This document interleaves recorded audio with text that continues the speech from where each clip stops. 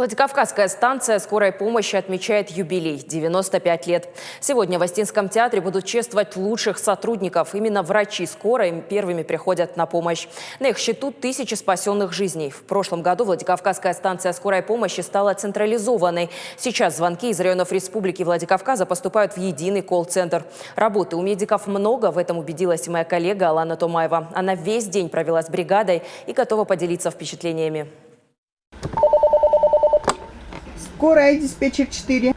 Сердцем плохо. Адрес какой? Вызов принят. Секунда, и бригада скорой помощи уже готова выезжать. Станция 3-я бригада свободна. Пишите 3-я кардиологическая вызов. Ливаневского, 275, квартира 42.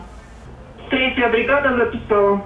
Диспетчерская станция скорой помощи – единый, слаженно работающий организм. Все здесь не просто доведено до автоматизма, стараются довести до идеала. Телефон не умолкает, люди звонят в скорую, когда плохо. И с эмоциями справляются не все. Диспетчеры признаются, все понимают. Мы должны реагировать на это адекватно, не раздражаться, терпеть. Все выспрашивать, на все вопросы, чтобы они ответили. Сотни звонков в день. Время – главная ценность. Поэтому бригада уже в пути. До больного должны доехать максимум за 20 минут.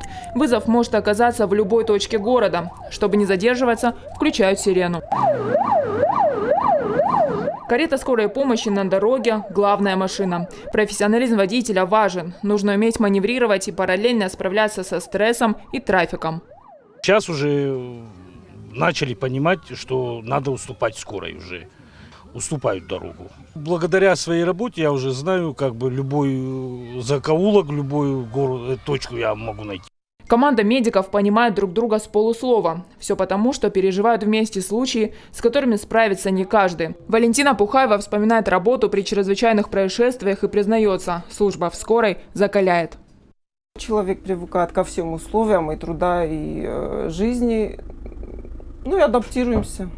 Мы без этого, наверное, уже не сможем. Я не знаю, себя ставлю на место, допустим, там врачей поликлиник. Я бы не смогла, наверное, там работать. Потому что там все, наверное, монотонно, все обычно. Тем более практически целая поликлиника уместилась для этих врачей в одной машине. Раньше было совершенно иначе. Когда-то карета скорой помощи только перевозила больных. О комфорте в машине и речи не было. Сейчас это не просто транспорт. Сейчас карета скорой помощи – это настоящая реанимация. Здесь врачи могут поддерживать жизнь человека в любом состоянии до прибытия в больницу. Дефибриллятор запускает сердце, кардиоаппарат помогает поддерживать его жизнь, электроотсос помогает избавиться от крови во время кровоизлияния. Есть даже родильный пакет, чтобы принять роды. И он не лежит без дела. Валентина Пухаева успела принять роды на дому уже 4 раза. Вспоминает эмоции, просто не передать словами.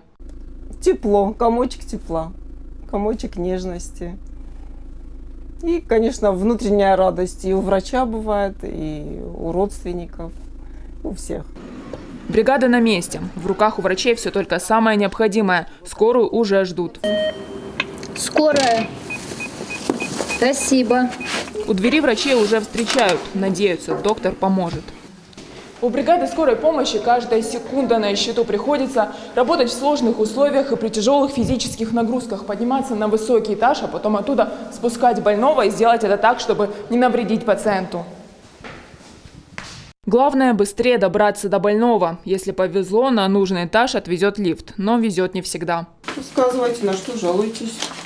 За каждым звонком в скорую человек, которому больно. Кому-то помогают на месте, с кем-то врачи отправляются в больницу. И каждый случай проживают.